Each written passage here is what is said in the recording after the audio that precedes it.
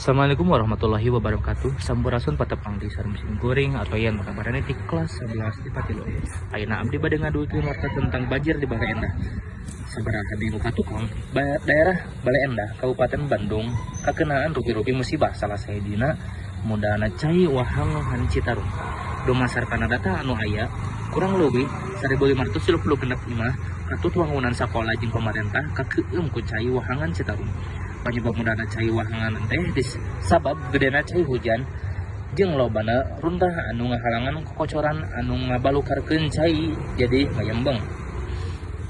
Pemerintah daerah geus ngadata korban jiwa ka sabaraha tempat.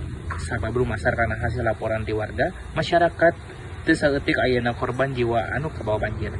Masyarakat Kota Bandung ngerasa prihatin ku ayana musibah eta. Masyarakat oge ngayakeun tareka ngumpulkeun warga keur sumbangkeuneun ke warga anu kenaan musibah teh. Sakitu wae warta anu tiasa simkuring duwikeun. Wassalamualaikum warahmatullahi wabarakatuh.